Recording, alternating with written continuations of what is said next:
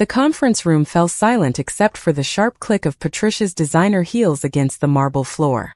She circled the table where I sat, my hands folded carefully in my lap, trying to maintain the composure I'd spent 20 years building in corporate America. My father, Donald, sat at the head of the table in his own home, watching with the blank expression of a man who'd long ago chosen comfort over courage. Patricia stopped behind my chair, and I felt her presence like ice against my spine.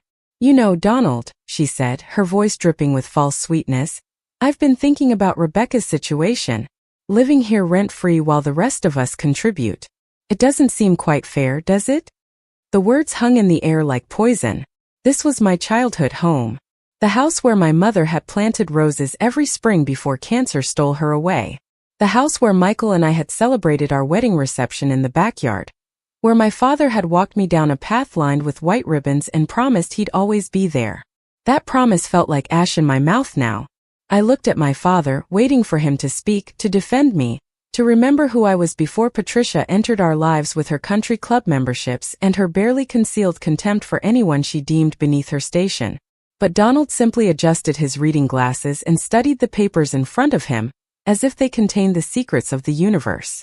The silence stretched, and in that moment, I understood with brutal clarity that I was utterly alone. Before we jump back in, tell us where you're tuning in from. And if this story touches you, make sure you're subscribed because tomorrow, I've saved something extra special for you.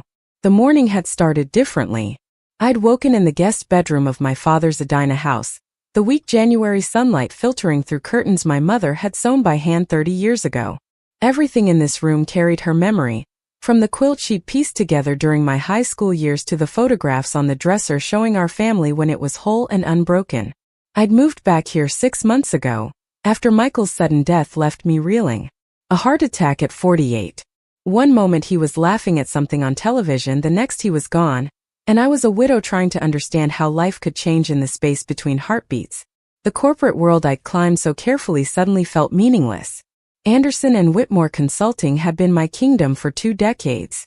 I'd started as a junior analyst fresh out of the University of Minnesota, surviving in a male-dominated firm through sheer determination and an ability to outwork everyone around me. Michael had supported every late night, every missed dinner, every sacrifice I made to prove I belonged in those glass-walled offices overlooking downtown Minneapolis. Together, we'd built a life of careful planning and quiet success. No children by choice. We'd wanted freedom, wanted to travel, wanted to pour our energy into careers we loved and a partnership that felt unshakable. His death had revealed how fragile that foundation truly was. I'd taken a leave of absence from the firm, something I'd never done in 20 years. My father had insisted I come stay with him, said the big house felt empty anyway, said family should be together during hard times. I'd accepted, grateful for the illusion of safety, not yet understanding that Patricia viewed my presence as a threat to her carefully constructed domain. She'd married my father 3 years ago, a whirlwind romance that began at the Minnetonka Club and culminated in a wedding that cost more than my entire college education. My mother had been gone for 5 years by then, and I tried to be happy for Donald, tried to believe he deserved companionship in his retirement years. But Patricia had never wanted a family.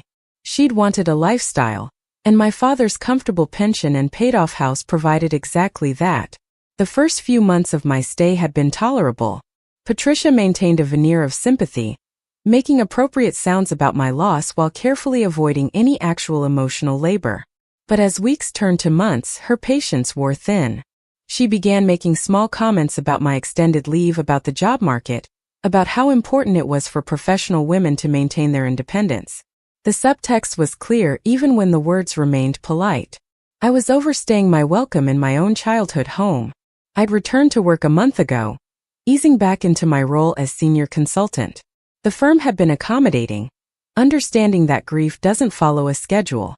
My projects were still there waiting, my clients relieved to have me back, my assistant Jennifer managing everything with the quiet efficiency that had made her invaluable over the past 8 years.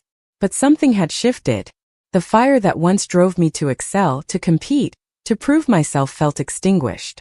I went through the motions, delivered the expected results, and felt nothing but exhaustion. That morning, I dressed carefully in the charcoal suit Michael had always said made me look unstoppable. I'd applied makeup with practiced precision, creating the mask of competence and control that corporate America demanded. I'd driven through snow-lined streets to the office, sat through meetings, reviewed reports, and returned emails with the automatic efficiency of someone who'd done it 1,000 times before. Jennifer had brought me coffee without being asked, had quietly rearranged my afternoon to give me breathing room, had demonstrated the kind of intuitive care that made me grateful for her presence. The day had been ordinary until I'd returned to my father's house that evening. The moment I walked through the door, I sensed something was wrong. Patricia stood in the foyer wearing cream-colored slacks and a silk blouse that probably cost more than most people's monthly rent. Her blonde hair was styled in the severe bob she favored, every strand in place, every detail controlled. My father sat in the living room, and the formality of the scene immediately put me on guard. This wasn't casual. This was staged. "Rebecca, we need to talk," Patricia said, her voice carrying the crisp authority of someone used to getting her way. "Please join us in the dining room." The dining room had always been reserved for special occasions in my childhood. Birthday dinners, holiday gatherings, celebrations that mattered. Using it now felt like a deliberate choice, a way of lending weight to whatever was about to happen. I followed them, my stomach tightening with each step. The table was clear except for a manila folder positioned precisely at what had apparently been designated as my seat. Patricia gestured toward it as if offering a gift. "Please sit down. Your father and I have prepared something we think will help clarify expectations going forward." Sat, and that's when the nightmare truly began. The folder contained several typed pages, formatted like a legal document. The header read, "Household Financial Responsibility Agreement." My name was listed at the top, followed by itemized expenses that made my breath catch. Mortgage payment, property taxes, utilities, groceries, maintenance, insurance. Every cost associated with running the household, divided into 3 equal portions. Patricia slid into the chair across from me, her expression pleasant and reasonable, as if we were discussing something as mundane as dinner plans. "Now, I know this might seem formal, but Donald and I believe in transparency. We've calculated all household expenses and divided them equally among the 3 adults living here. It only seems fair that everyone contributes proportionally." I stared at the numbers, my mind struggling to process what I was seeing. $1,200 per month. That was my assigned portion for living in my childhood home, in the house my parents had purchased 40 years ago, in the space where my mother's memory still lingered in every corner. "This house is paid off," I said quietly, my voice surprisingly steady despite the rage building in my chest. "There is no mortgage payment." Patricia's smile didn't waver. "Well, there are always costs, Rebecca. Upkeep, improvements, the general expense of maintaining a property of this size. We're simply asking that you participate in those costs like any responsible adult would." I looked at my father, willing him to meet my eyes, to acknowledge the absurdity of what was happening. Donald cleared his throat, finally speaking for the first time since I'd entered the room. "Patricia makes a good point, Becca. You're back on your feet now, working again. It's reasonable to expect you to chip in." The betrayal hit me like a physical blow. This man had held me when I cried over my mother's death. He'd walked me down the aisle to marry Michael. He'd called me every week after the funeral to check on me, had insisted I shouldn't be alone, had promised his home was my home for as long as I needed. And now he sat there hiding behind his newspaper and his new wife's cruelty, pretending this was about fairness rather than what it really was. Patricia wanted me gone, and my father lacked the spine to stand up to her. I forced myself to breathe, to think, to not react in the way they clearly expected. Years of corporate negotiations had taught me the value of controlling the room, of never letting them see you break. "I'll need time to review this," I said, closing the folder and standing up. My legs felt unsteady, but I kept my shoulders straight, my expression neutral. Patricia's smile tightened almost imperceptibly. She'd expected tears or anger. Preparing and narrating this story took us a lot of time, so if you are enjoying it, subscribe to our channel. It means a lot to us. Now back to the story. Some emotional display she could use as evidence of my instability. Instead, I gave her nothing. I walked upstairs to my room, each step measured and deliberate. Only when the door closed behind me did I allow my hands to shake. I sat on the edge of my mother's quilt and stared at the folder I'd carried up with me, the weight of it somehow heavier than mere paper should be. This wasn't about money. Patricia earned nothing. She'd never worked a day in the 3 years since marrying my father, content to spend his retirement income on tennis lessons and spa days while I'd built a career through decades of 80-hour weeks and sacrificed weekends. This was about power, about establishing dominance, about making it clear that I existed in this house only at her sufferance. I thought about Michael, about how he would have reacted to this scene. He would have been furious, would have insisted we leave immediately, would have reminded me that I didn't need anyone's charity or tolerance. Michael had always believed in my strength, even when I doubted it myself. We'd built our life together through careful planning and shared goals. The house we'd purchased in the Lowry Hill neighborhood had been our pride. A restored Victorian we'd renovated ourselves over 5 years of weekends and sweat equity. Every room held memories of Michael on a ladder painting trim, of me tiling the bathroom floor, of shared visions becoming reality through stubborn persistence. That house sat empty now, too full of ghosts for me to bear living there alone. I'd locked the door 6 months ago and hadn't returned, couldn't face the silence that would greet me in rooms that once held laughter and music and the comfortable noise of a life shared. My father had offered his home, and I'd accepted, grateful to escape the memories. But I'd traded one kind of pain for another. At least grief was honest. This calculated humiliation dressed up as reasonable household management was something far more toxic. I opened my laptop and logged into my bank accounts, something I'd been avoiding since Michael's death. The numbers on the screen told a story I'd forgotten in my fog of mourning. Our life insurance policies, the payout from Michael's company benefits, the savings we'd accumulated through years of dual professional incomes and minimal extravagance, the investment accounts we'd built methodically, month after month, preparing for a retirement we'd planned to spend traveling to all the places we dreamed about. Michael would never see those places, but the money remained sitting in accounts I'd barely touched, a ghost of futures that would never materialize. The total made my breath catch. Even after funeral expenses and settling Michael's affairs, there was more than enough. More than enough to leave this house tonight if I wanted. More than enough to reclaim my independence and prove that Patricia's power existed only because I'd been too grief-stricken to recognize my own. I thought about the house in Lowry Hill, about whether I was ready to face those memories, or whether the weight of Michael's absence would crush me the moment I walked through that door. The Victorian sat on a tree-lined street where neighbors knew each other's names, where summer evenings meant gathering on front porches, where I'd felt a sense of community I'd never found in my father's more formal suburb. But there was another option, one that had been germinating in my mind even before tonight's theatrical display of household accounting. The corporate apartment. Anderson and Whitmore maintained several properties for visiting clients and consultants on extended projects. As a senior member of the firm, I had access to these spaces, could arrange a temporary residence while I figured out my next move.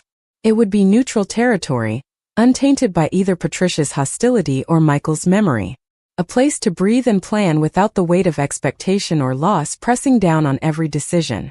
I closed the laptop and looked around the room that had been mine as a teenager, then a guest room, and now felt like nothing more than temporary shelter in hostile territory. My mother's photographs smiled at me from their frames, frozen in moments when our family had been whole. I wondered what she would think of the man her husband had become, how easily he'd allowed his new wife to erase the life they'd built together, how quickly comfort had replaced character. The night stretched ahead, sleepless and full of calculations that had nothing to do with household budgets and everything to do with survival. I'd survived losing my mother, survived building a career in spaces that didn't want women to succeed, survived Michael's death when breathing itself felt like betrayal. I would survive this too. But survival, I was beginning to understand, wasn't enough anymore. The time had come to reclaim not just independence but dignity. And that required a plan executed with the same ruthless efficiency I brought to corporate strategy sessions.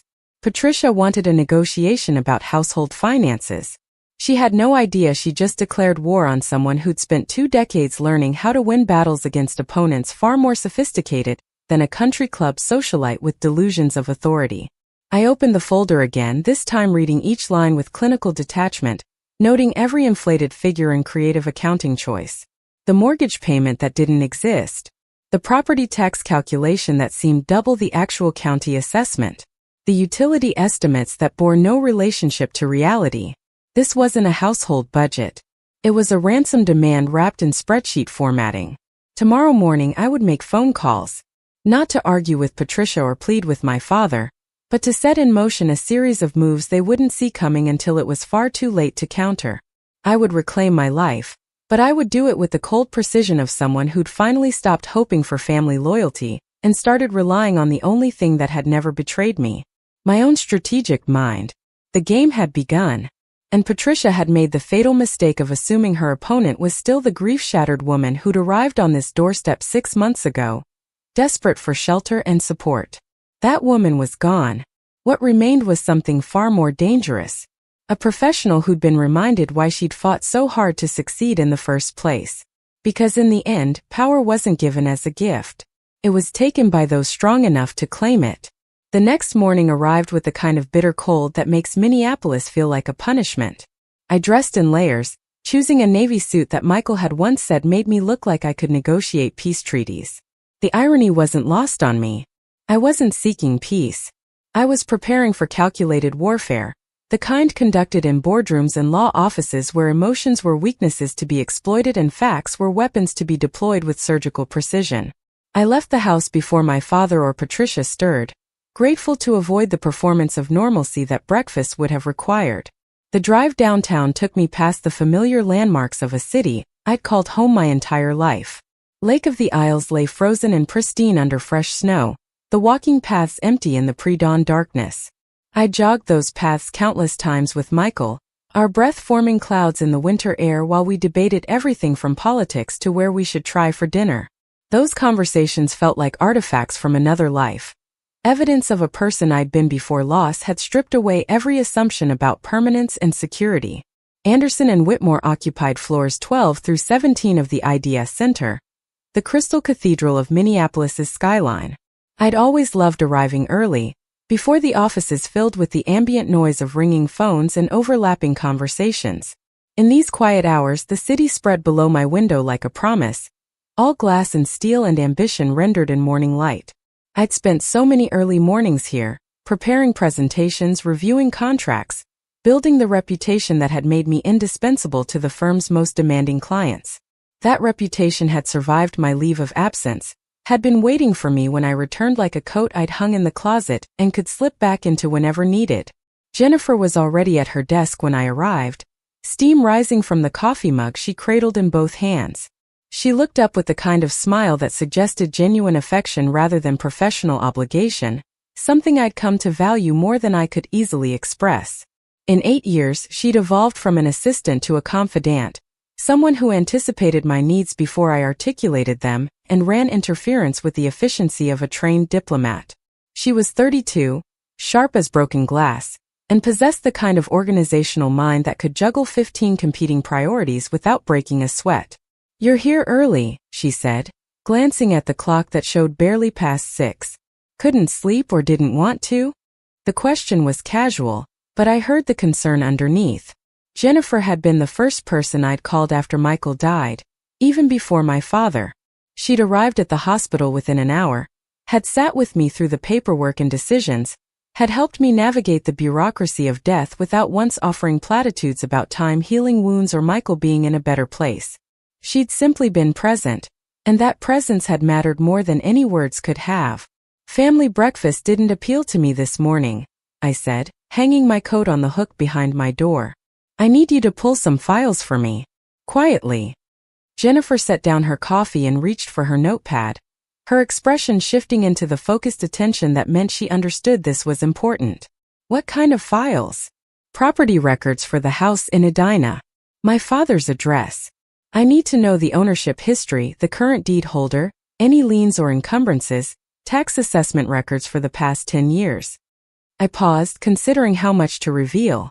Jennifer had earned my trust repeatedly, but some vulnerabilities still felt too raw to expose. "There's a situation developing. I need information before I make any decisions." She didn't ask for details, didn't pry into the personal territory I was clearly marking as sensitive. Instead, She made notes in the shorthand she'd developed, a hybrid of symbols and abbreviations that made her record-keeping look like code. I can have that by noon. Anything else? I thought about Patricia's carefully formatted household budget, about my father's silence, about the trap they'd constructed with such transparent malice. I want you to schedule a meeting with Richard Bennett. Today if possible, tomorrow morning at the latest. Tell him it's personal legal consultation, not firm business. And Jennifer, this stays between us. Her eyes met mine and I saw understanding flicker there. She knew Richard as well as I did. He'd been Anderson and Whitmore's senior counsel for 15 years, a man whose expertise in estate planning and property law had made him invaluable to our wealthiest clients. He was also someone I'd worked beside on dozens of cases, someone whose discretion was absolute and whose loyalty, once earned, was unshakable. I'll make it happen, Jennifer said simply. And Rebecca? Whatever you're dealing with, I'm here.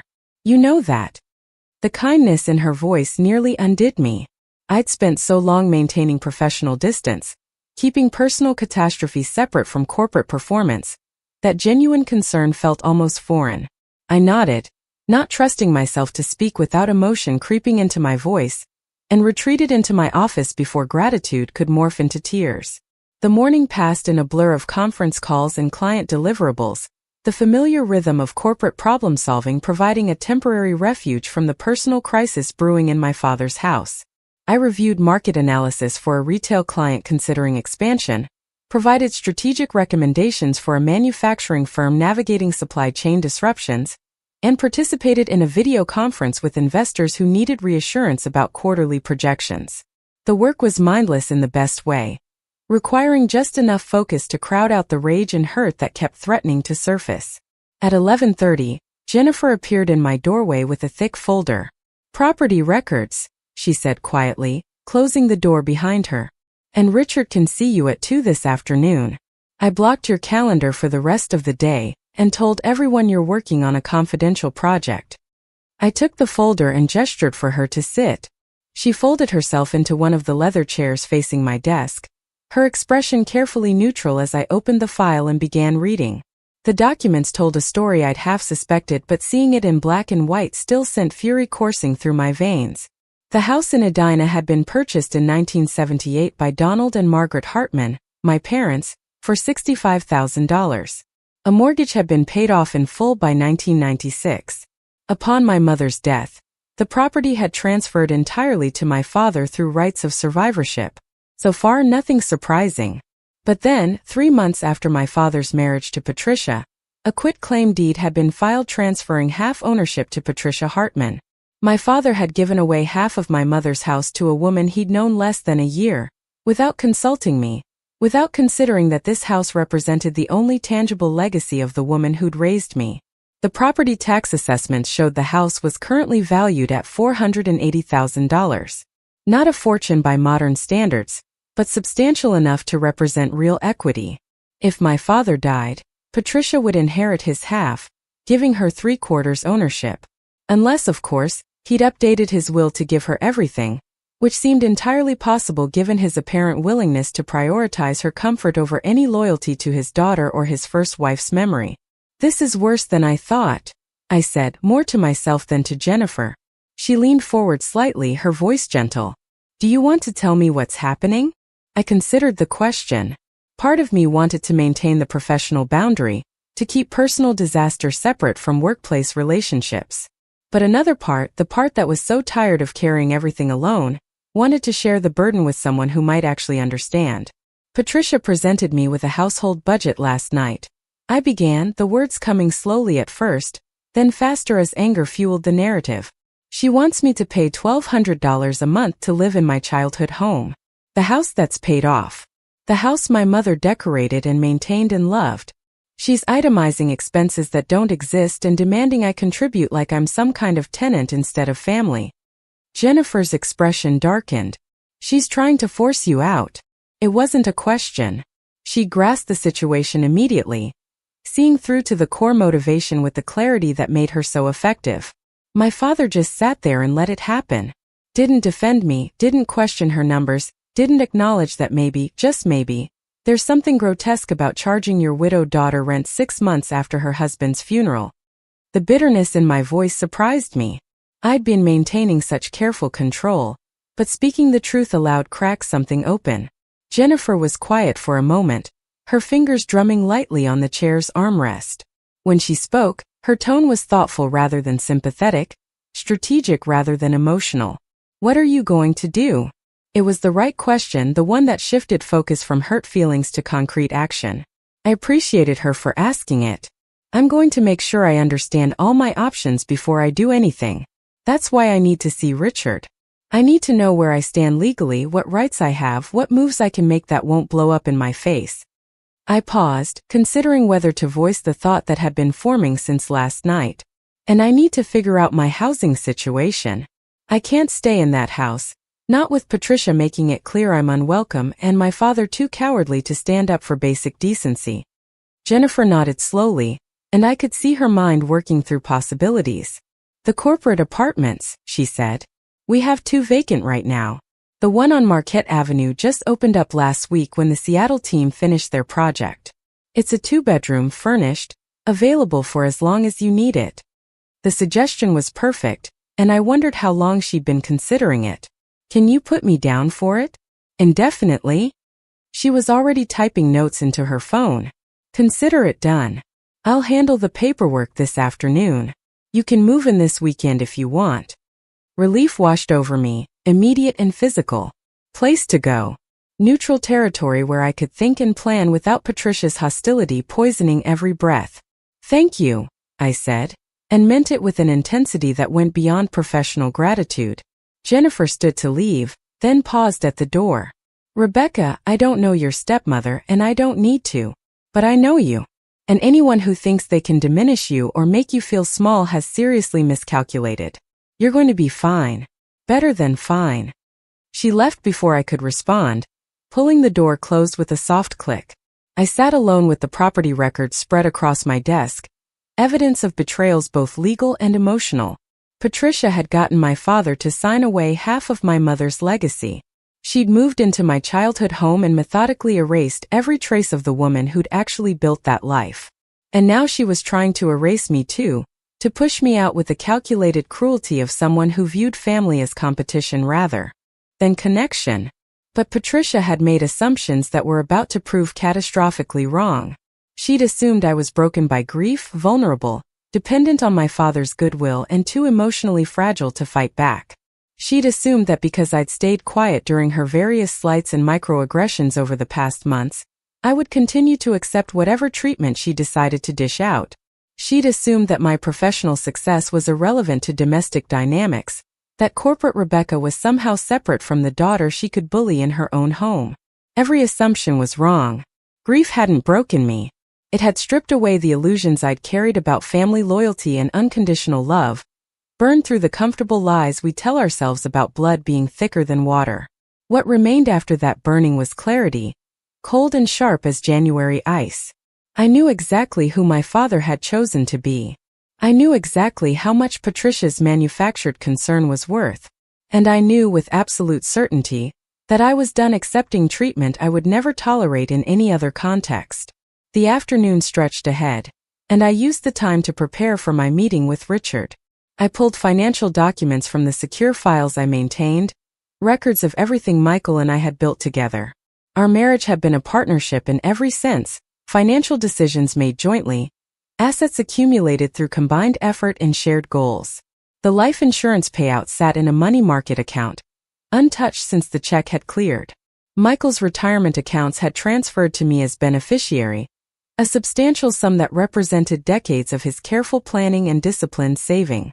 The house in Lowry Hill was titled in both our names, and upon his death, it had transferred entirely to me through joint tenancy with rights of survivorship.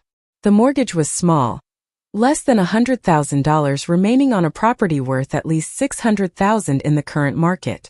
I owned that house free and clear of anyone's interference. Patricia had no claim on it. My father had no say in what I did with it. It was mine, earned through years of Michael's labor and my own. Proof that we'd built something real and lasting even if he hadn't lived to enjoy it with me.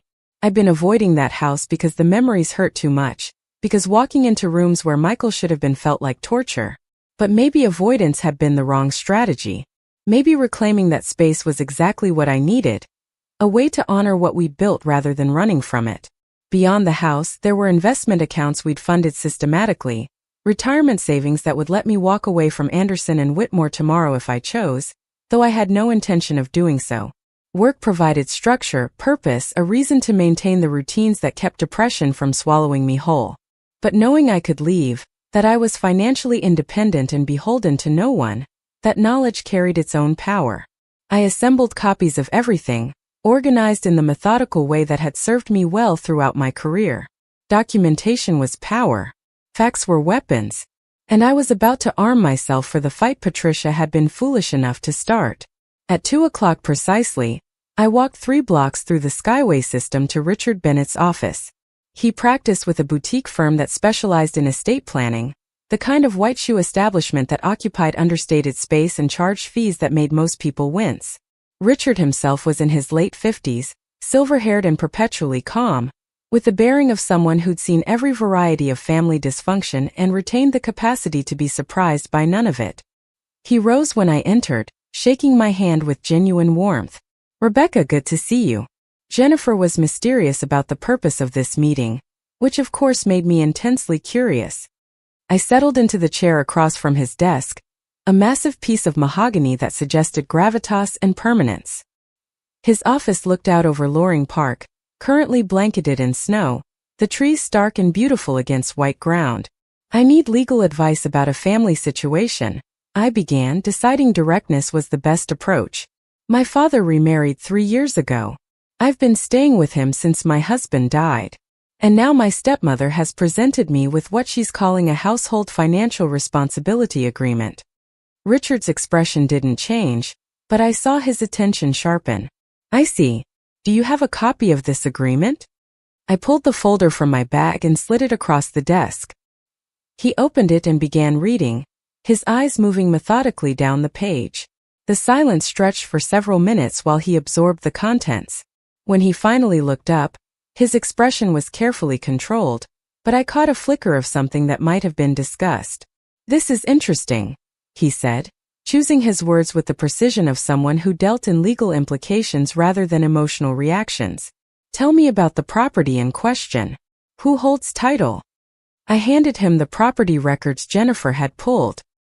He studied them with the same careful attention, and I watched his eyebrows rise slightly when he reached the quitclaim deed transferring half ownership to Patricia. "Your father gave her half the house 3 months after the marriage," he observed. "That's remarkably fast for such a significant transfer. Was this discussed with you beforehand?" "I found out about it today when I pulled the records," I said flatly. "My father didn't think it necessary to mention that he was giving away half of my mother's house to a woman he barely knew." Richard made a note on the legal pad in front of him, his handwriting the same careful script I'd seen on countless documents over the years. "And your mother's estate? How was that handled upon her death?" "Everything went to my father. They'd structured it that way intentionally, assuming he would survive her and wanting to avoid probate. The house, their savings, everything transferred to him automatically." I could hear the bitterness creeping into my voice and tried to moderate it. She trusted him to honor her memory, to preserve what they'd built together. Instead, he handed half of it to Patricia before the marriage was even a year old. Richard leaned back in his chair, fingers steepled in front of his face. "Here's the legal reality, Rebecca. As half owner of the property, Patricia has certain rights. She can't unilaterally evict you, but she can make living there uncomfortable enough that you choose to leave. This household agreement she's proposing has no legal force. You could refuse to sign it, refuse to pay anything, and she'd have limited recourse. At most, she could try to establish that you're a tenant and pursue eviction through the courts, but that would be ugly, expensive, and uncertain." "So I have rights," I said, wanting confirmation, "but exercising them would mean constant conflict." He nodded. "Exactly. You could dig in and fight her, make her work for every inch of ground. But the question you need to ask yourself is whether that's the battle you want. Is living in that house worth the daily warfare it would require?" The question hit home because I'd been asking myself the same thing since last night. No, I admitted. I don't want to live there anymore.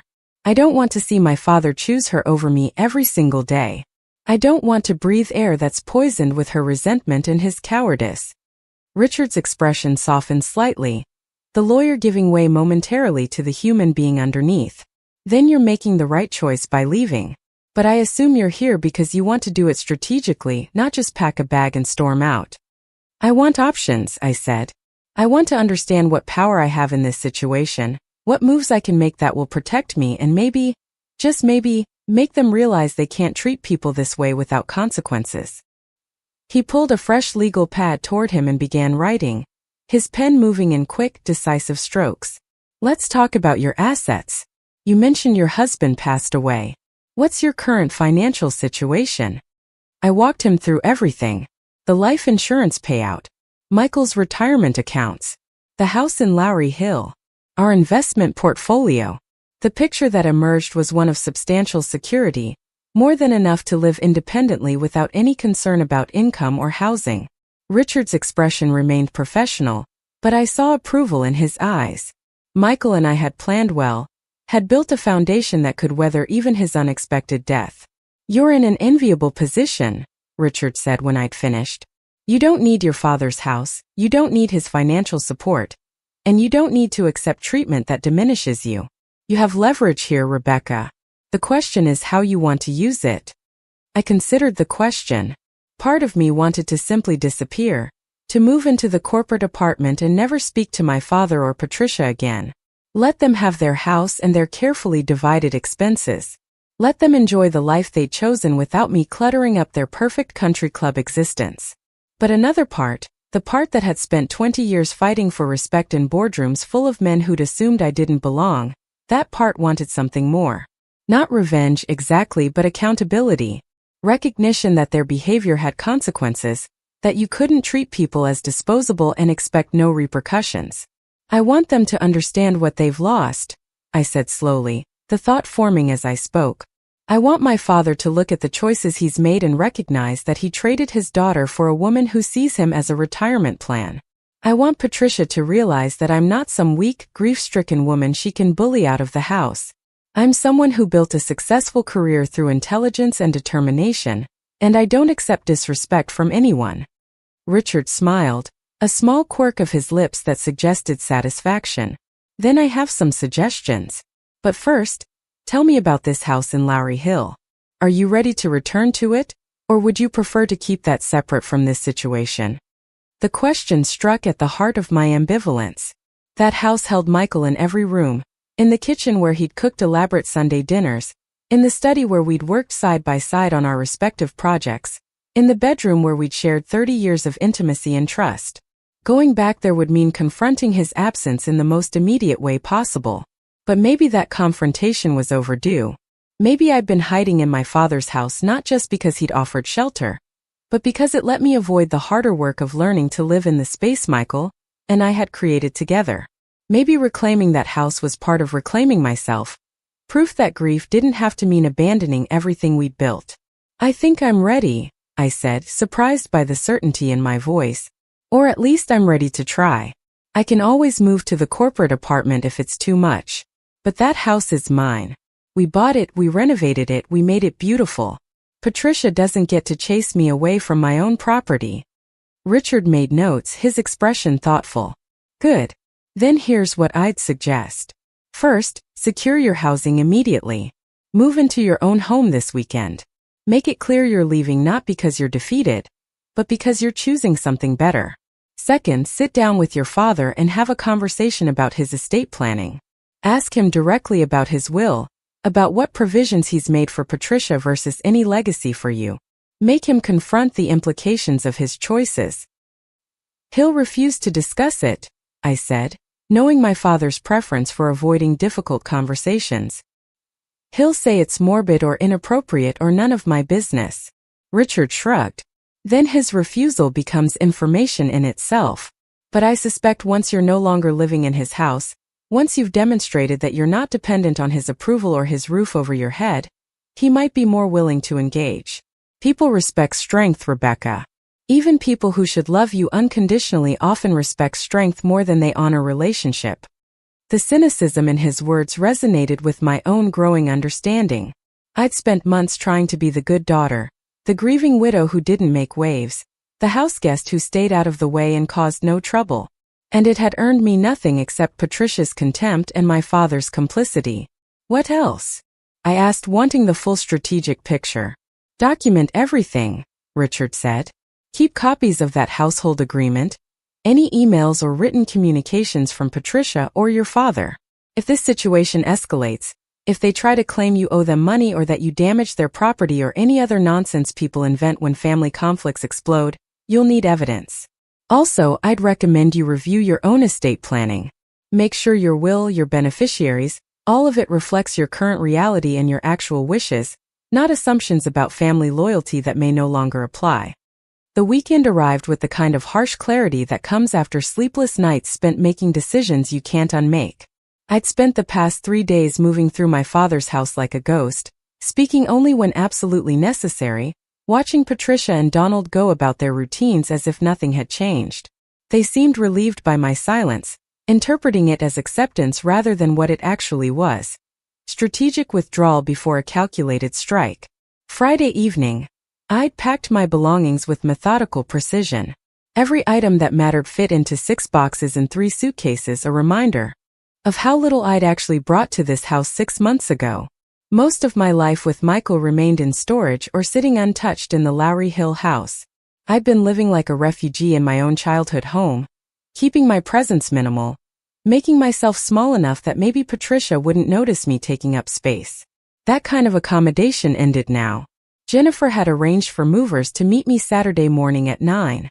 Professional, discreet, the kind of service that handled executive relocations without asking questions. I'd given her the Lowry Hill address, and she'd simply nodded, updating her files without commentary. That restraint, that understanding of when to speak and when to simply facilitate, was part of what made her invaluable. She knew this move represented more than changing addresses. It was reclamation, return, a refusal to let grief or family dysfunction determine where I belonged. The sun hadn't fully risen when I carried the first box downstairs. The house was quiet, both Patricia and my father still sleeping behind their closed bedroom door. I felt a flash of bitter satisfaction knowing they'd wake to find me gone, my room empty, no note of explanation or apology. They'd wanted me out. They were getting their wish, just not in the way they'd imagined. Not with me defeated and desperate, but with me choosing something better and leaving them to their carefully budgeted existence. The movers arrived precisely on time, 2 men who handled my belongings with the efficient care of people who did this every day. They loaded the truck quickly while I did a final walkthrough of the guest room that had been mine. The quilt my mother had sewn still lay across the bed. I ran my hand over it one last time, remembering her fingers working the needle, her patience with each stitch. She'd made beautiful things, had filled this house with evidence of her care and creativity. Patricia had covered most of it with her own preferred aesthetic, sleek and modern and devoid of personality, but traces of my mother remained if you knew where to look. I folded the quilt carefully and added it to my belongings. My mother would have wanted me to have it, would have understood why I couldn't stay in this house that no longer held any warmth or welcome. She'd raised me to be strong, to stand up for myself, to never accept mistreatment just because it came wrapped in the language of family obligation. I could almost hear her voice in my head, firm and certain. You don't owe them your dignity, Rebecca. Not even your father. By 8:30, the truck was loaded and ready to depart. I followed it in my own car, driving through Edina's quiet streets toward the neighborhood Michael and I had chosen together 15 years ago. Lowry Hill sat just west of downtown, an enclave of Victorian homes and tree-lined boulevards that felt worlds away from the suburbs. We'd fallen in love with the area during one of our weekend explorations, walking through the neighborhood and imagining ourselves as part of its community. When the house came on the market, a neglected Victorian that needed everything, we'd stretched our budget and made an offer the same day. The renovation had taken 5 years of weekends and evenings. Every room a project we'd tackled together. Michael had learned plumbing by necessity when we'd gutted the bathrooms. I'd taught myself to strip woodwork, spending hours with chemical removers and sandpaper to reveal the original oak beneath decades of paint. We'd argued about paint colors, about whether to keep the pocket doors, about how much was too much to spend on historically accurate light fixtures. Those arguments had been part of the joy, two people building something together through sweat and stubbornness and shared vision. I hadn't been back since the week after Michael's funeral, when I'd locked the door and fled to my father's house. Driving up now, seeing the turret rising against the winter sky, the wide front porch where we'd spent summer evenings, I felt my throat tighten. The house looked exactly the same, frozen in time like a photograph of a life that no longer existed. Snow covered the front walk, undisturbed since the last storm. No one had been here to shovel, to maintain, to care for the space we'd loved. The movers waited patiently while I stood on the sidewalk, key in hand, gathering the courage to cross the threshold. Jennifer had arranged for the utilities to be reconnected, for the heat to be turned up, for basic supplies to be delivered. The house would be livable, functional, even if it was haunted by memory and loss. I forced myself to move, to climb the porch steps and insert the key in the lock. The door swung open and I stepped into the foyer. Dust covered every surface, visible in the thin morning light filtering through the stained glass window above the door. The air smelled stale and closed, the scent of abandonment. But underneath I caught traces of what had been. The lemon oil we'd used on the woodwork. The specific mustiness of old houses in winter. Even, impossibly, a hint of Michael's cologne, though that was surely imagination rather than reality. No scent could linger 6 months without anyone to wear it. The movers brought boxes in while I walked through rooms that felt both familiar and foreign. The living room with its bay window overlooking the street. The built-in bookshelves Michael had constructed to my exact specifications. The dining room where we'd hosted countless dinner parties. Our friends gathering around the table we'd found at an estate sale and refinished together. The kitchen we'd gutted completely, installing the commercial range Michael had insisted we needed even though neither of us were professional cooks. Every room held memories layered so thick I could barely breathe beneath their weight. But the house also held proof of what I was capable of building. Every successful renovation, every problem we'd solved, every compromise we'd reached, it all testified to my ability to create something lasting and beautiful. Patricia could diminish me in my father's house, could make me feel small and unwelcome. But here, in the space Michael and I had transformed through sheer determination, I was reminded of my own strength. This house had been a disaster when we'd bought it. We'd made it extraordinary. That same capability existed in me now, even without Michael beside me. The bedroom was the hardest. Our bed, still made with the sheets I'd stripped and washed the morning of his death, hung fresh and crisp before driving him to what I'd thought was a routine doctor's appointment. His reading glasses sat on the nightstand beside a biography he'd never finish. His slippers were tucked under the edge of the bed, waiting for feet that would never slide into them again. I'd preserved everything like a shrine, unable to disturb the evidence of his existence. I stood in the doorway for a long time, letting the grief wash over me without trying to fight it. This was what I'd been avoiding, this confrontation with absence, this acknowledgement that Michael was gone and all the preservation in the world couldn't bring him back. The bedroom would have to be dealt with eventually, his clothes sorted, his possessions distributed to family or donated. But not today. Today was about reclaiming the house, about choosing to live here again despite the pain. The rest could come later, in smaller pieces I could manage without breaking. By noon, the movers had finished and departed. I stood in the living room surrounded by boxes, exhausted but also strangely energized. I'd done it.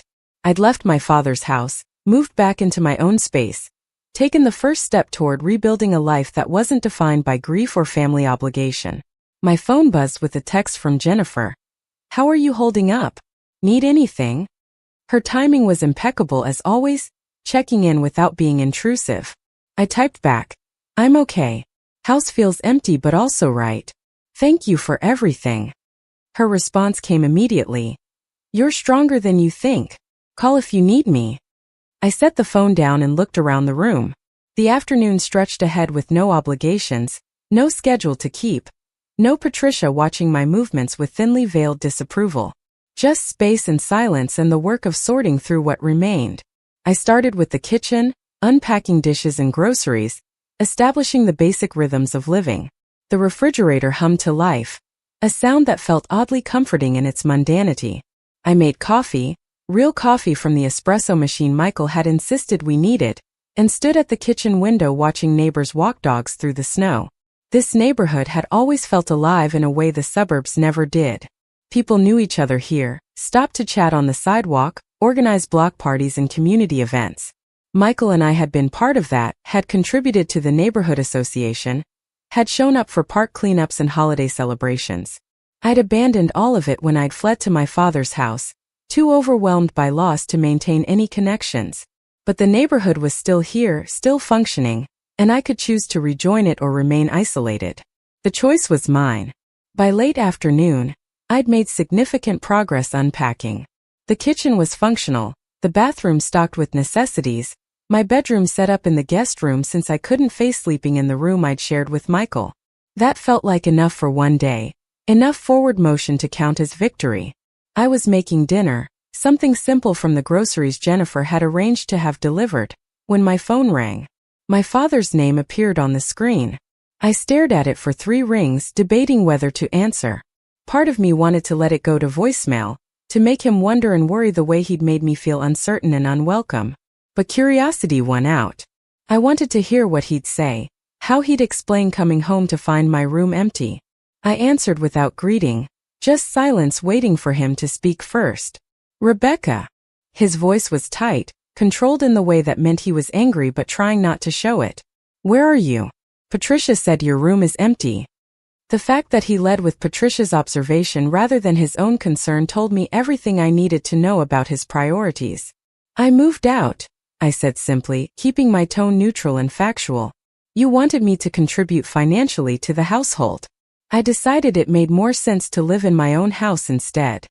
Silence stretched across the line, and I could picture him standing in the kitchen, probably with Patricia hovering nearby listening to every word. "You could have discussed this with us," he said finally. "Just disappearing without a word is childish." The accusation stung precisely because it was so hypocritical. Like discussing property transfers before giving Patricia half of Mom's house? I replied, my voice still calm but edged with steel. Or discussing household budgets before presenting me with bills for a mortgage that doesn't exist. Which conversations exactly should I have initiated, Dad? I heard him exhale sharply, frustration evident even through the phone. That house is half Patricia's. She has every right to expect everyone living there to contribute to its upkeep. The defense came automatically, the script he'd clearly rehearsed with his wife. It didn't acknowledge anything I'd actually said, didn't address the fundamental dishonesty of their financial demands. It simply reiterated Patricia's position as if repetition made it more valid. "You're absolutely right," I said, and I could hear the surprise in his silence at my agreement. "She has every right to expect contribution from people living in her house. Which is why I'm not living there anymore." Problem solved. I kept my voice pleasant, almost cheerful, refusing to give him the emotional reaction he was probably expecting. "This is about more than money, Rebecca." Now he sounded uncertain, as if the conversation wasn't following the script he'd anticipated. "You're my daughter. You belong here." The words should have warmed me, should have felt like the acknowledgement of connection I'd been craving. Instead they rang hollow. I belonged in his house only if I paid rent and accepted diminishment. That wasn't belonging. That was tenancy with a biological connection. "I belong in my own home," I said quietly. "The one Michael and I built together. The one where I don't have to justify my presence or itemize my expenses. I'll be fine, Dad. Better than fine, actually." Another pause, longer this time. "Patricia is upset," he said finally. "She feels like you're making this harder than it needs to be." The statement was so absurd I nearly laughed. "Tell Patricia I'm sorry she's upset about me respecting her wishes by leaving. I'll try to be more considerate of her feelings in the future." The sarcasm was probably lost on him, or maybe he heard it and chose to ignore the challenge. "We should talk about this in person," he said. "Can you come to dinner tomorrow? We'll sort this out like adults." The offer was almost tempting. Part of me wanted to show up, to sit across the table from them and calmly explain every way they'd failed me. But I knew how that conversation would go. Patricia would twist everything, would make herself the victim of my unreasonable expectations. My father would mediate by taking her side, by prioritizing her comfort over any acknowledgement of how his daughter had been treated. I would leave feeling worse than before, my legitimate grievances dismissed as drama or oversensitivity. I don't think so, I said. I'm settling into my house, getting reacquainted with my own space. But thank you for the invitation. My politeness was armor, a way of maintaining control when every instinct wanted to scream at him about betrayal and cowardice, and choosing a woman he barely knew over the daughter he'd raised. Rebecca, please. Now his voice carried something that might have been genuine distress. Don't do this. Don't cut us out of your life over a misunderstanding. A misunderstanding. As if the problem was my interpretation rather than their actions. As if I'd somehow gotten confused about being presented with a rental agreement in my childhood home. I'm not cutting anyone out, I said, my patience fraying. I'm living in my own house. You're welcome to visit if you'd like to see it. But I'm done pretending that what happened was acceptable, or that I should be grateful for the privilege of paying rent to my own father. I hung up before he could respond, my hands shaking with adrenaline. The conversation had gone exactly as expected, which made it no less infuriating. My father was incapable of seeing beyond Patricia's narrative, incapable of questioning whether maybe, possibly, his new wife's treatment of his daughter crossed some fundamental line of decency. He'd chosen his side, and it wasn't mine.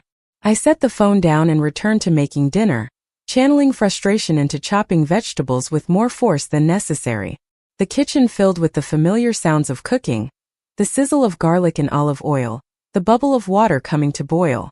These were the sounds of home, of normalcy, of life continuing despite everything that had tried to break it.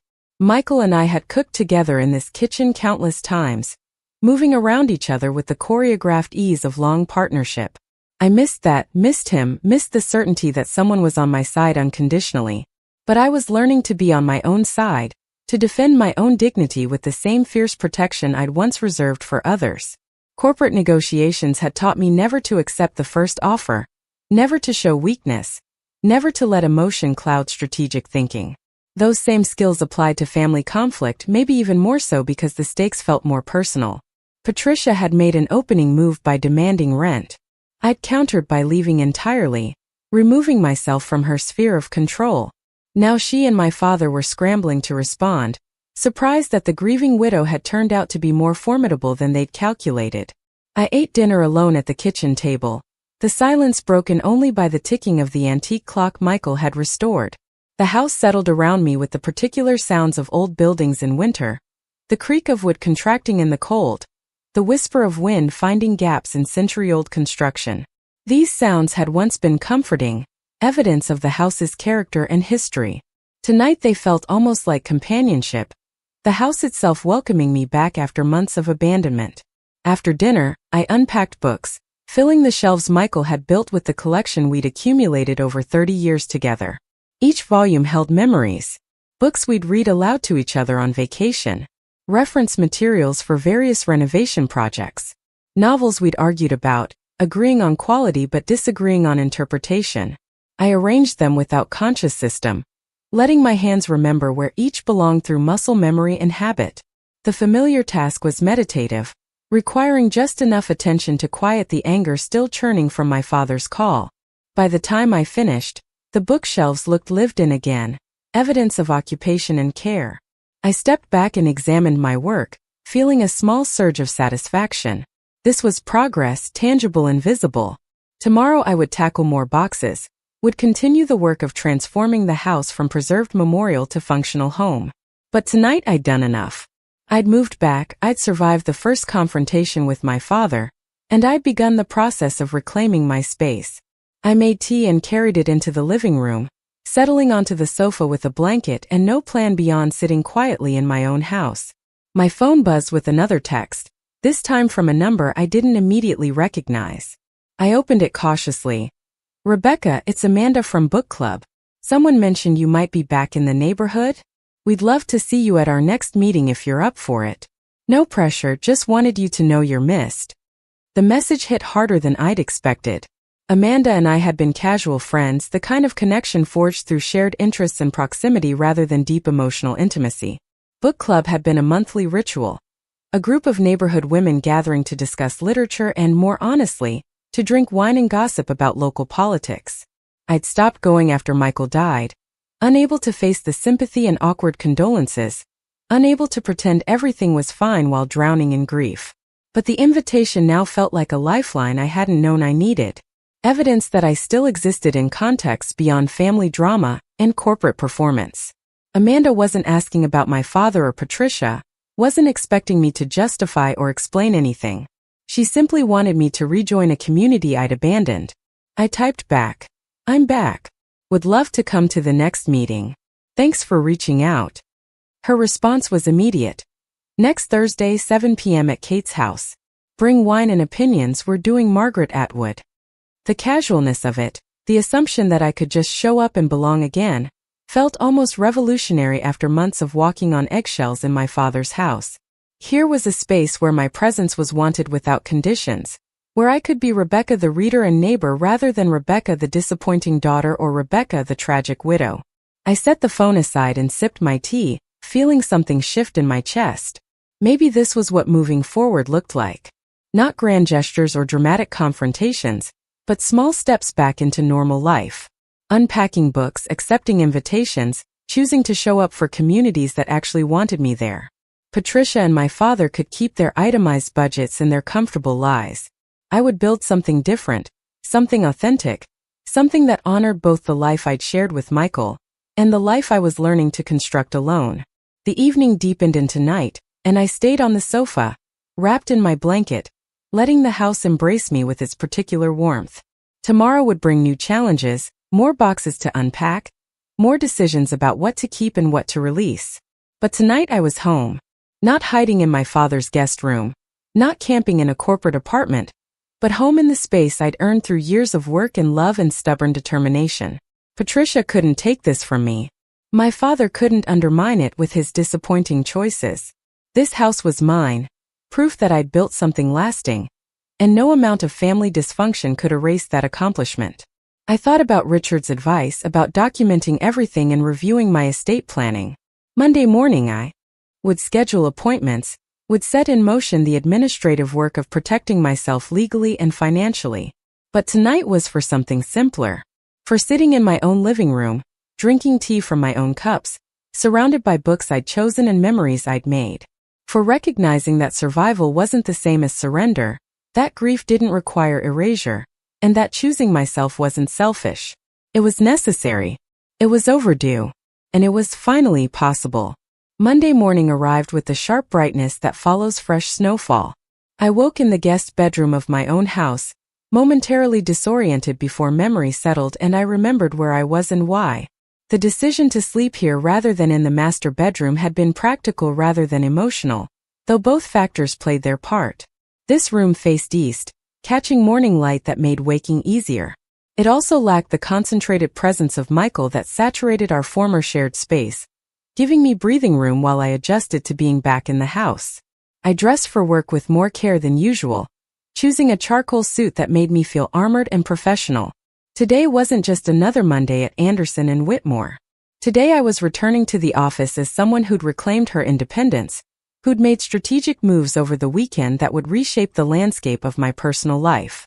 That transformation required presentation, required carrying myself with the confidence of someone who knew exactly what she was doing, even when uncertainty still churned beneath the surface. The drive downtown took me through neighborhoods slowly coming to life, coffee shops opening their doors, buses collecting commuters at familiar corners. Minneapolis in winter had a particular quality, the cold sharpening everything into high definition, making the skyline stand out against pale blue sky with almost painful clarity. I'd always loved this city, loved its combination of Midwestern practicality and unexpected sophistication, loved how it managed to feel both cosmopolitan and approachable. Michael and I had considered moving several times over the years, following job opportunities to supposedly better markets, but we'd always chosen to stay. This was home in ways that transcended simple geography. Jennifer was at her desk when I arrived, and her face brightened when she saw me. "You look different," she observed, studying me with the attention to detail that made her so effective. "Good different. Like you slept properly for the first time in months." I hadn't realized how visible my exhaustion had been until she pointed out its absence. The house was the right choice, I said, settling into my office and hanging up my coat. Hard but right. I'm back where I belong. She followed me in, closing the door behind her with the casual gesture that meant she wanted to talk privately. Your father called the office Friday afternoon, right after you'd left. Asked if I knew where you were going. I told him you'd mentioned working from home but didn't provide specifics. The information didn't surprise me. Of course, Donald had tried to track me down through work channels when I hadn't answered his calls. The attempt to circumvent my boundaries was exactly the kind of thing he'd do, unable to accept that I might legitimately need space from him and his wife. Thank you for not giving him details, I said, meaning it deeply. I know that put you in an awkward position. Jennifer shrugged, her expression suggesting she'd handled far more challenging situations. You're my boss and, more importantly, my friend. Your personal business is yours to share or not share as you choose. I'm not going to compromise that because someone's uncomfortable with boundaries. The solidarity in her words steadied something inside me. This was what actual support looked like, not the conditional acceptance my father offered where love came with price tags and fine print. I need to make some appointments today, I said, shifting into practical mode. Richard Bennett for estate planning follow-up. And I want to schedule a full financial review with our wealth management team. Everything Michael and I built together, I need to understand it completely and make sure it's structured to reflect my current situation. Jennifer was already taking notes, her fingers flying across her tablet. I'll set those up for this week if possible. Anything else? I considered the question. There was so much to manage, so many moving pieces in the reconstruction of my life. But one task rose to the surface as particularly important. I want you to research property management companies, reputable ones that handle residential rentals in the Lowry Hill area. I may need their services soon. Her eyebrows rose slightly, curiosity evident, but she didn't ask for explanation. I'll have a list by end of day, with reviews and fee structures. The morning passed in the familiar rhythm of client work, the problems and solutions that constituted my professional expertise. I reviewed marketing strategies for a healthcare client, participated in a video conference about supply chain optimization, and drafted recommendations for a retail company considering expansion into new markets. The work was intellectually engaging without being emotionally taxing, providing the perfect distraction from personal turmoil while still allowing me to feel competent and valuable. At 11, Jennifer knocked and entered with her tablet. Richard can see you tomorrow at 10. I blocked your morning, and I've got 3 property management companies that look promising. Want me to set up consultations? I nodded, scanning the information she'd compiled.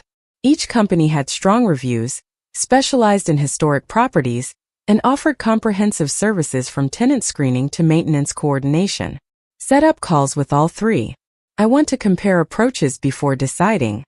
By early afternoon, I had appointments scheduled with each property management firm, a meeting with Richard Bennett to finalize estate planning updates, and a session with the wealth management team to review my complete financial picture. The calendar filled with concrete actions felt like progress, like taking control rather than simply reacting to circumstances. Patricia and my father had tried to make me feel small and dependent. I was systematically proving otherwise. Thursday evening arrived faster than I'd anticipated, the week consumed by work and administrative tasks related to restructuring my life. I'd spoken to my father twice more, brief conversations where he'd tried various approaches to convince me to return to his house. First came guilt, reminders of family obligation and how worried he was about me living alone. When that failed, he'd tried anger, suggesting I was being dramatic and childish. Finally, he'd attempted bargaining, offering to speak with Patricia about revising the household agreement to something more reasonable. I'd refused all of it with the same calm consistency, explaining each time that I was perfectly content in my own home and had no intention of returning to his. The repetition was exhausting but necessary. Donald needed to understand that this wasn't a temporary rebellion or a negotiating tactic. I'd made a permanent choice based on how I wanted to live and who I wanted to be. His approval or disapproval was irrelevant to that decision. Book club met at Kate's house, a beautifully restored craftsman just 4 blocks from my own place. I walked there through the cold evening, carrying a bottle of wine and the Margaret Atwood novel we'd been assigned. The streets were quiet, porch lights glowing warm against the darkness, the kind of neighborhood scene that had drawn Michael and me here originally. Community without intrusion, proximity without pressure. The perfect balance of connection and independence. Kate answered the door with a hug that lasted just long enough to feel genuine without becoming awkward. "Rebecca, I'm so glad you came. We've missed you." The warmth in her voice sounded authentic, and I felt tension I hadn't realized I was carrying begin to ease. Inside, the house smelled of wood smoke and baking, something with cinnamon that made my mouth water. 6 other women were already gathered, faces I recognized from dozens of previous meetings. They greeted me with hugs and smiles, with questions about how I was doing that felt more curious than intrusive. We settled into Kate's living room with wine and appetizers, the conversation flowing easily from neighborhood news to book discussion. Amanda asked about the themes of bodily autonomy in Atwood's work. Lisa connected the novel to current political debates. Karen argued about narrative structure, while the rest of us defended the author's choices. It was exactly the kind of engaged, intelligent conversation I'd been craving without realizing how much I'd missed it. Halfway through the evening, during a lull in book discussion, Amanda turned to me with careful kindness. "Someone mentioned you moved back to your house. How's that going?" The question could have felt invasive, but her tone made it clear I could answer or deflect as I chose. I decided on honesty, or at least a version of it. "It's been an adjustment. The house holds a lot of memories, but it also feels right to be back in a space that's actually mine." Kate nodded understanding. "I remember after my divorce, going back to the condo I'd lived in before marriage. Everything felt both familiar and completely different. Like I was the same person but also not." The comparison wasn't perfect, but the underlying sentiment resonated. "Exactly," I said. "I'm relearning how to be just myself rather than part of a couple. It's harder than I expected but also kind of liberating." The conversation shifted then. Other women sharing their own stories of transition and reinvention. Lisa talked about going back to school in her 40s. Karen described starting her business after years as a stay-at-home mother. Amanda mentioned her recent decision to leave a toxic workplace without having another job lined up. Each story was different in specifics but similar in theme. Women choosing themselves, taking risks, refusing to accept circumstances that diminished them. I listened, feeling a growing sense of kinship with these women I'd never discussed anything more personal than book preferences with. We were all navigating the complicated work of building lives that felt authentic rather than simply acceptable. We were all learning that sometimes the bravest thing you could do was disappoint people's expectations in favor of your own integrity. By the time I walked home that night, slightly wine-drunk and thoroughly content, I felt more hopeful than I had in months. This was community, real and sustaining. Not the obligatory connection of blood relation, but the chosen association of people who actually enjoyed each other's company and wanted each other to thrive. Patricia could never understand that kind of relationship because she viewed every interaction as transactional, every person as either useful or expendable. My father had forgotten it was possible, too comfortable in his isolated suburban existence to remember what genuine community felt like. But I was remembering. And in remembering, I was also recognizing how much I'd lost by retreating into grief and isolation. Michael wouldn't have wanted that for me. He'd always believed in engagement, in showing up, in being part of something larger than our private partnership. Returning to book club wasn't just about reading novels and drinking wine. It was about honoring his memory by living fully rather than simply surviving. Friday afternoon, Jennifer appeared in my doorway with an expression I'd learned to recognize as significant news. "Your father is in the lobby. He's asking to see you." The announcement sent a spike of anxiety through my chest. Donald had never come to my office uninvited, had always respected the boundary between my professional and personal life. His appearance here meant he was desperate or angry or both, willing to cross lines he'd previously honored. "Did he say what he wants?" I asked, buying time to compose myself. Jennifer shook her head. "Just that it's important and he needs to speak with you. I can tell him you're unavailable if you'd prefer." The offer was tempting. I could avoid the confrontation, send him away, maintain the distance I'd been carefully constructing. But avoidance solved nothing. If Donald was determined to have a conversation, He'd simply find another time and place. Better to handle it now on my territory where I controlled the environment. Give me 5 minutes, then send him up, I said, making the decision quickly before doubt could take root. Jennifer nodded and disappeared. I used the time to clear my desk, to close files and put away anything that might suggest vulnerability or distraction. When Donald arrived, he would find me professional, composed, and firmly in control of my domain. He appeared exactly 5 minutes later, escorted by Jennifer, who gave me a questioning look before retreating and closing the door. My father looked older than I remembered, the stress of the past week evident in new lines around his eyes and mouth. He wore slacks and a sweater rather than business attire, suggesting he'd come directly from home without regard for downtown dress codes. "Rebecca," he began, then seemed unsure how to proceed. He stood awkwardly in front of my desk until I gestured to the chairs facing it. He sat, but his discomfort was palpable.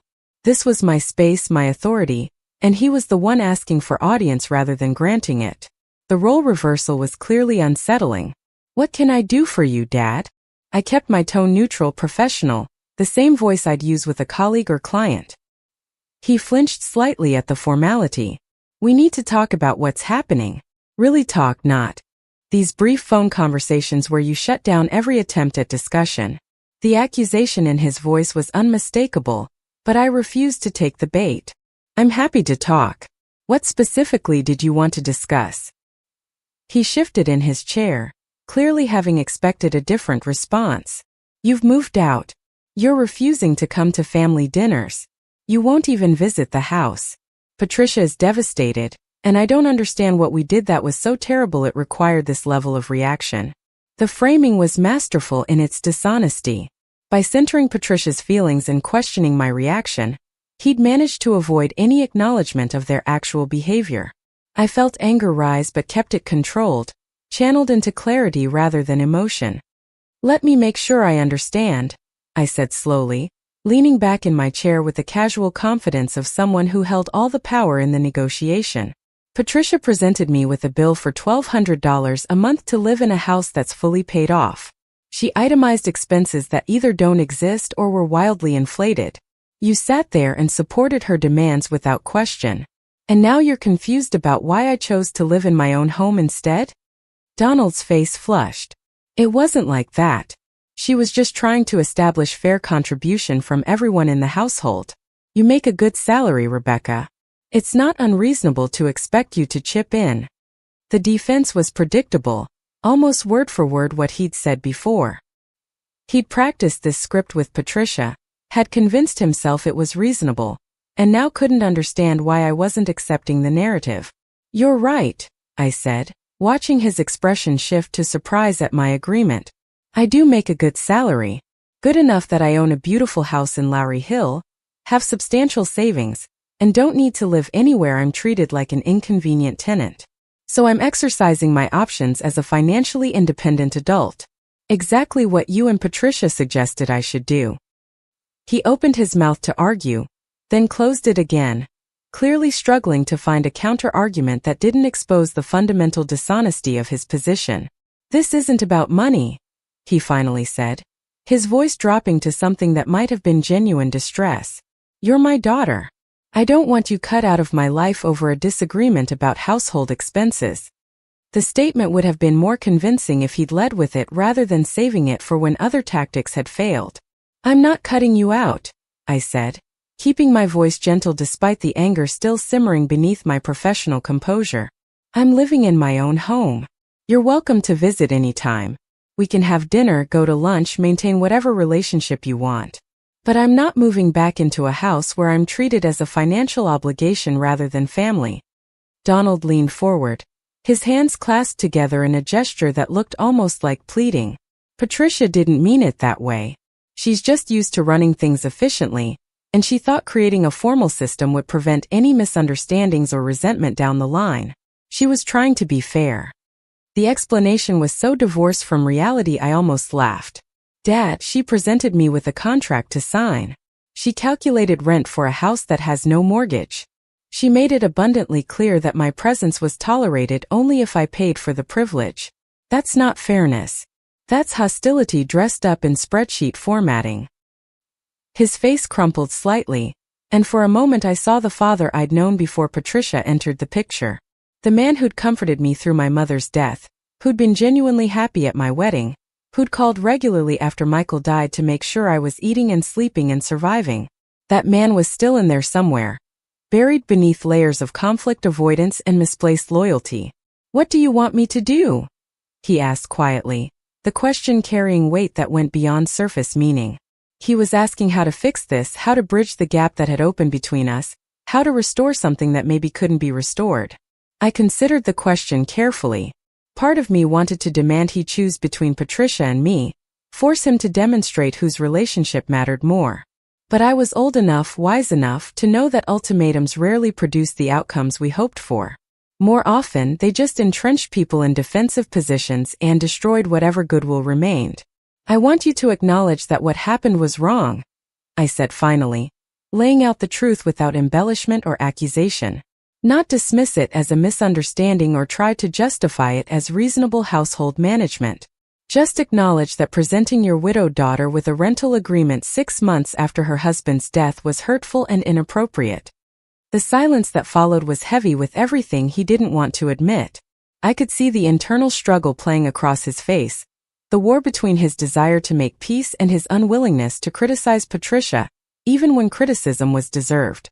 "Things could have been handled better," he said finally, the concession so minimal it barely qualified. "Patricia can be blunt.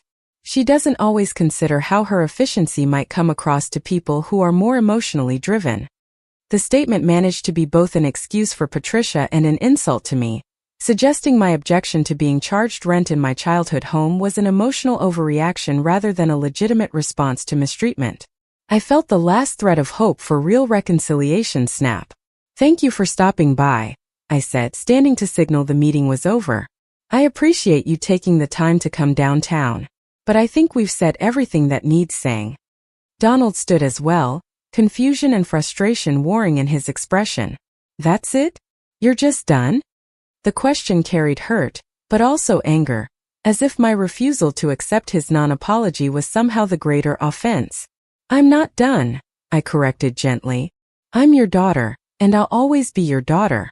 But I'm also a grown woman with my own home, my own life and my own boundaries. You can respect those boundaries and we'll maintain a relationship. Or you can keep trying to convince me that my legitimate grievances are emotional overreactions, and we'll maintain distance. The choice is yours." I walked to the door and opened it, the gesture unmistakable in its finality. Donald moved slowly, reluctantly, pausing in the doorway as if searching for words that might salvage the situation. But whatever he was looking for, he didn't find it.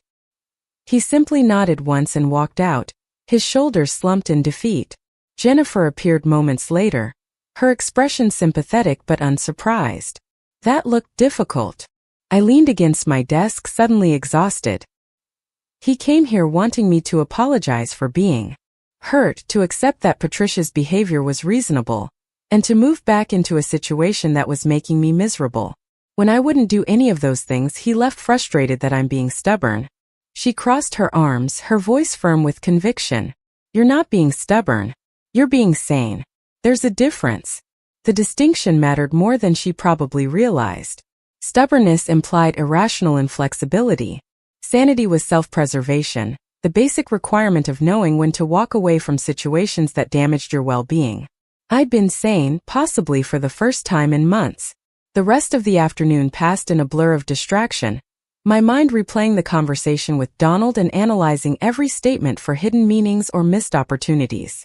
By the time I left the office, twilight was settling over the city, the skyline lighting up against darkening sky. I drove home through Friday evening traffic, grateful for the time alone to process everything that had happened. The house welcomed me with warmth and familiar spaces, evidence of the life I was slowly rebuilding. I made dinner, poured wine, and settled into the evening with the comfortable routine of someone who belonged exactly where she was. My phone buzzed with a text from Amanda asking how the week had gone. I typed back a brief summary, grateful for the connection, for the reminder that family was what you built as much as what you were born into. Saturday morning brought unexpected sunshine, The kind of brilliant winter day that made even below zero temperatures feel tolerable. I spent the morning organizing the house, finding places for the last of the boxes I'd moved from my father's place, making the space feel more lived in and less like a shrine to the past. The work was physical and satisfying, each completed task a small victory over inertia and grief. Around noon my doorbell rang. I wasn't expecting anyone, and a flutter of anxiety suggested it might be my father coming for round 2 of yesterday's unsuccessful conversation. But when I opened the door, Jennifer stood on the porch holding a bag from my favorite bakery and 2 cups of coffee. "Surprise," she said with a grin. "I figured you could use some company and carbohydrates." The gesture was so unexpected and so perfect that I felt tears prick my eyes. "You didn't have to do this." She pushed past me into the warmth of the house. "I know I didn't have to. I wanted to. Plus, I've been dying to see this place you keep talking about. Give me the full tour?" I showed her through the house, watching her admire the original woodwork and built-in details, explaining the various renovation projects Michael and I had tackled together. She asked thoughtful questions, noticed small touches, and never once made the conversation awkward by overemphasizing Michael's absence. We settled in the kitchen with coffee and pastries, and Jennifer finally voiced what I suspected had motivated the visit beyond simple friendship. "So your father came by yesterday. Want to talk about it?" I appreciated that she'd waited, that she hadn't led with the question but had instead given me the option to discuss or avoid as I preferred. He wanted me to admit I was overreacting and move back in. When I wouldn't, he left disappointed in my stubbornness. Jennifer made a derisive sound. "His loss. Seriously, Rebecca. Watching you this past week has been incredible. You've gone from someone who was just going through the motions to someone who actually seems to be living again. That's not stubbornness. That's recovery." The observation surprised me because I hadn't realized the change was so visible. "It's been hard," I admitted. "The house being back here without Michael, it's harder than I expected. But it's also right in a way that living with my father never was." She nodded, understanding without needing extensive explanation. "You needed space to grieve properly. You couldn't do that in someone else's house, especially when they were treating you like an unwelcome guest." The assessment was accurate enough that I didn't bother disagreeing. We sat in comfortable silence for a moment, drinking coffee and enjoying pastries that were probably destroying any pretense of healthy eating. "I've been thinking about something," Jennifer said finally, her tone suggesting she'd been considering this for a while. "You should host something here. A dinner party, game night, whatever feels comfortable. Invite the book club women, some neighbors. Reclaim this space as somewhere that welcomes people rather than just housing memories." The suggestion was brilliant in its simplicity. The house had been a gathering place when Michael was alive, a space where friends congregated and memories were made. Restoring that function would help transform it from memorial to home, would fill the rooms with new laughter and conversation that could coexist with older ghosts. "That's actually a great idea," I said, already considering logistics. "Maybe in a few weeks once I'm more settled. A casual dinner, nothing too formal." Jennifer's smile was triumphant. "I'll help with planning if you want. And I'll make sure you actually follow through instead of chickening out." The promise was both supportive and challenging. Exactly what I needed. We spent the rest of the afternoon talking and laughing, the conversation ranging from work gossip to book recommendations to her dating disasters. By the time she left, the house felt different. Less haunted, more inhabitable, as if her presence had helped exorcise some of the loneliness that had accumulated during months of absence. Sunday passed quietly, a day devoted to rest and reflection. I caught up on work emails, read for pleasure rather than book club obligation, and took a long walk through the neighborhood. The streets were busy with weekend activity, families building snowmen, couples walking dogs, the everyday normalcy of community life. I found myself noticing details I'd ignored for months. The house on the corner that had been repainted, the new coffee shop that had opened 2 blocks over, the way afternoon light caught on snow-covered trees. Monday morning, I met with Richard Bennett to finalize my updated estate planning. The documents he prepared reflected my current reality, rather than outdated assumptions about family loyalty. My primary beneficiary was now a combination of charitable organizations Michael and I had supported, with smaller bequests to friends who'd proven their worth through action rather than blood relation. My father was included, but not as the primary heir he might once have assumed he'd be. This looks exactly right, I said, reviewing the final versions. Thank you for making this happen so quickly. Richard smiled his understated lawyer smile. It's important to have these things in order. Life is unpredictable, and you want your wishes to be clear. The meeting concluded with signatures and notarizations, the ritual. Formality of legal documents now reflecting choices I'd made with full awareness, rather than default assumptions. That afternoon, I met with the property management company I'd selected after thorough research and interviews. Their representative, a competent woman named Diane, arrived prepared with comprehensive information about managing residential rentals. We discussed tenant screening, maintenance protocols, rent collection, and all the administrative details that would be necessary if I decided to move forward. The house would rent easily, Diane said after touring the property. Historic Victorian in Lowry Hill, fully renovated. This is exactly what young professionals and small families are looking for. We could probably get $2,800 a month, possibly more depending on included amenities. The figure was higher than I'd expected. Confirmation that Michael and I had built something truly valuable. I'm not quite ready to move forward yet, I said honestly, but I wanted to understand my options, to know what's possible if circumstances change. Diane nodded understanding. Take your time. When you're ready, we'll be here. And honestly, from a market perspective, there's no rush. Good properties in this neighborhood always find tenants. After she left, I stood in the living room considering possibilities. Renting the house would provide income while allowing me to maintain ownership. It would also free me from the daily confrontation with Michael's absence, giving me space to grieve without feeling like I was disrespecting his memory. But it would also mean letting strangers live in the space we'd created, trusting them with the results of our labor and love. The decision didn't need to be made immediately. For now, it was enough to know I had options, that I controlled my own future in ways that had felt impossible just weeks ago. Patricia and my father had tried to make me feel powerless, dependent, grateful for whatever scraps of tolerance they offered. Instead, I discovered reserves of strength I'd forgotten I possessed. The woman who'd walked into their house 6 months ago, shattered by loss and desperate for shelter, was gone. In her place was someone harder, wiser, and fundamentally unwilling to accept diminishment from anyone. The weeks that followed settled into a rhythm I hadn't experienced since before Michael's death. Work provided structure and intellectual engagement, the familiar challenges of client strategy and corporate problem-solving filling my days with purpose. Evenings were spent in the house, slowly transforming it from preserved memorial into functional home. I'd finally tackled the master bedroom, packing Michael's clothes with careful reverence and donating them to organizations he'd supported. His reading glasses went into a keepsake box along with his wedding ring and the watch I'd given him for our 20th anniversary. The room felt emptier afterward, but also breathable, as if releasing his physical belongings had somehow made space for his memory to exist without suffocating me.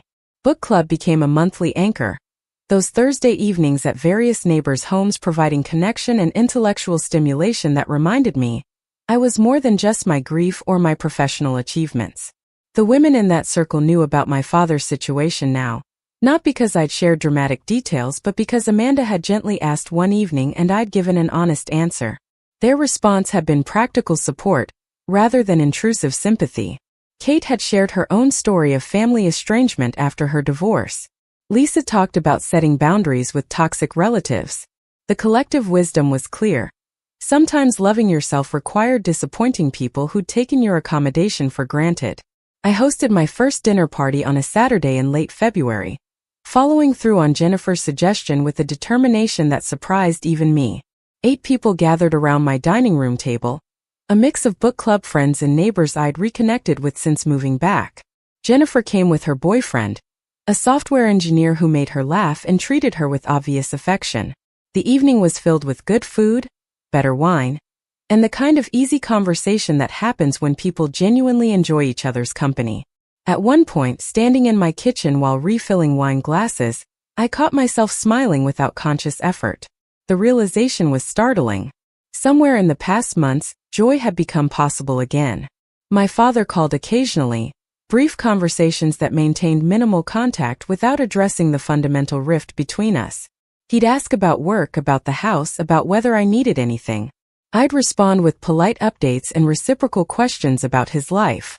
Patricia was never mentioned by either of us, her presence in our interactions like a ghost we'd agreed to pretend didn't exist. The calls felt performative, both of us going through motions of family connection without any genuine intimacy. But they maintained a thread, thin and fragile, that suggested the relationship wasn't completely severed. Spring arrived gradually, the way it always does in Minnesota, with false starts and sudden reversals before finally committing to warmth. I spent weekends working in the garden Michael and I had planted years ago, clearing winter debris and preparing beds for new growth. The physical labor was meditative, my hands in soil connecting me to something fundamental and enduring. Neighbors would stop to chat while I worked, offering plant divisions and gardening advice, welcoming me back into the community rhythms I'd abandoned. One Saturday morning in early April, while I was deadheading tulips along the front walk, a car pulled up that I recognized immediately. My father's sedan, conspicuous in its careful maintenance and outdated style. He emerged slowly, looking uncertain in a way that was unfamiliar. Donald had always carried himself with confidence bordering on arrogance, secure in his place in the world. The man approaching my garden looked diminished somehow, hesitant in a way that suggested he wasn't sure of his welcome. "Hello, Rebecca," he said, stopping at the edge of the garden bed as if afraid to trespass further. "I hope I'm not interrupting."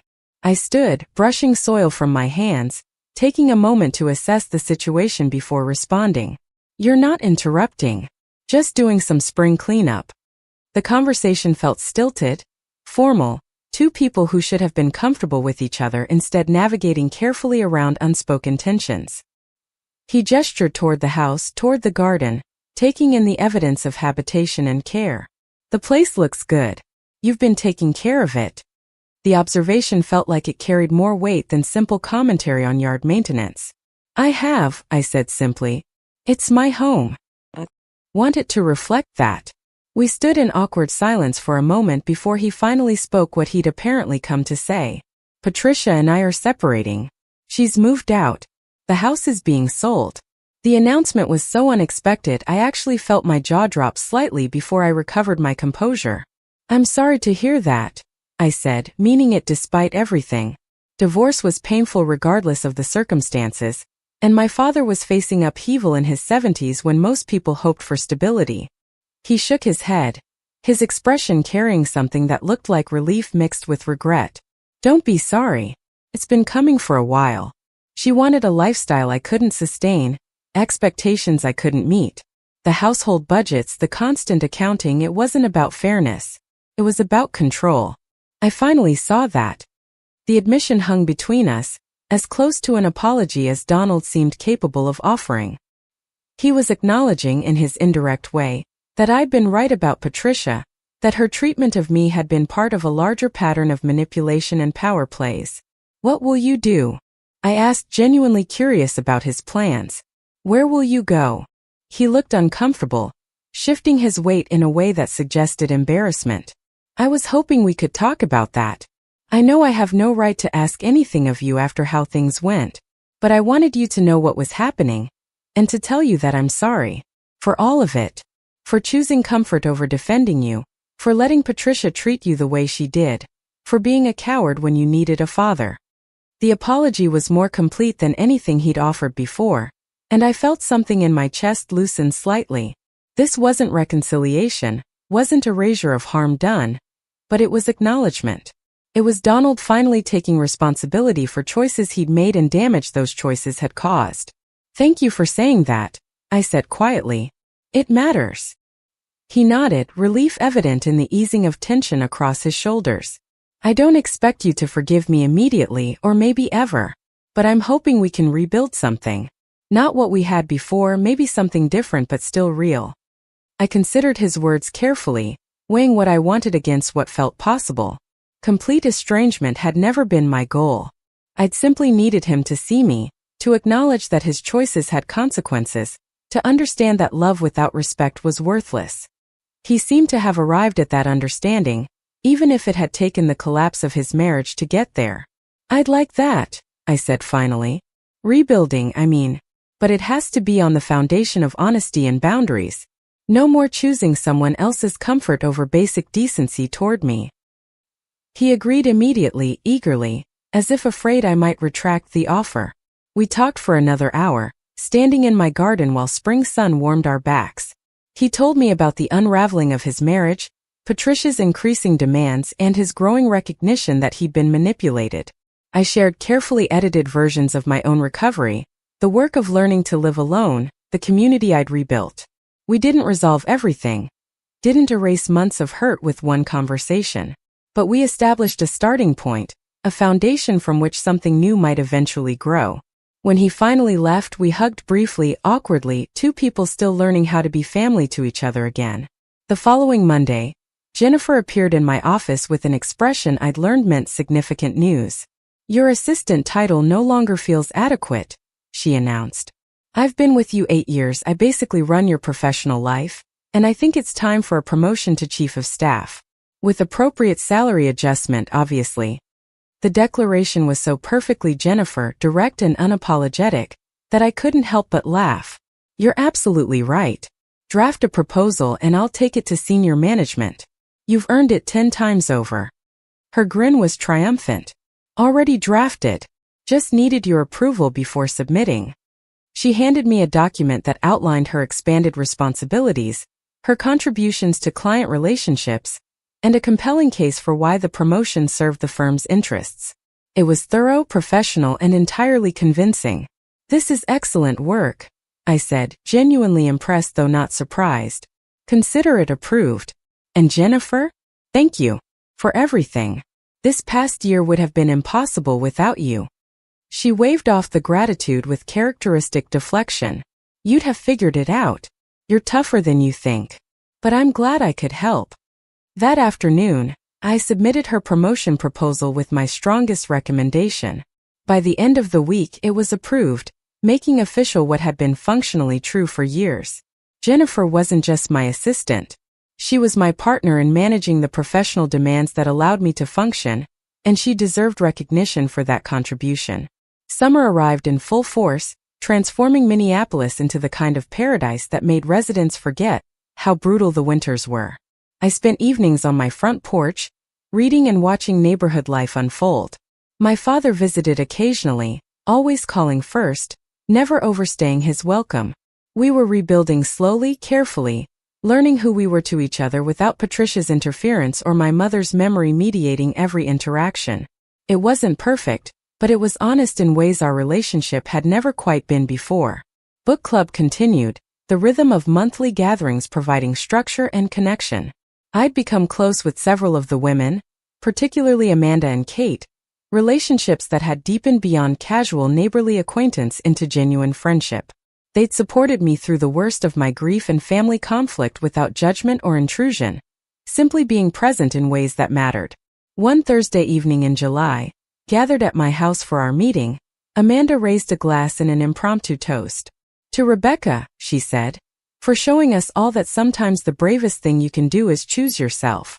The sentiment was simple but profound, and I felt tears prick my eyes even as I smiled. This room full of women, gathered in the house Michael and I had built, represented everything I'd almost lost and then fought to reclaim. Community, connection, the right to occupy space without apology or explanation. Patricia had tried to make me small, to reduce my worth to numbers on a spreadsheet. Instead, she'd accidentally pushed me toward rediscovering my own strength. My father's betrayal had hurt, but it had also clarified exactly who I wanted to be, and what kind of relationships I would accept going forward. As autumn approached and the air began carrying hints of coming cold, I found myself content in ways I hadn't anticipated being possible so soon after Michael's death. The grief would always remain, but it no longer consumed every moment. I could remember him with love rather than just aching loss, could honor what we'd built while also building something new. The house was mine now, fully and completely, filled with memories but not trapped by them. I'd survived loss and betrayal, had rebuilt from foundations I'd forgotten I possessed. And in rebuilding I'd discovered something essential. My worth had never depended on anyone else's recognition. It had always been mine to claim, as solid and enduring as the Victorian house I called home. Up next, you've got 2 more standout stories right on your screen. If this one hit the mark, you won't want to pass these up. Just click and check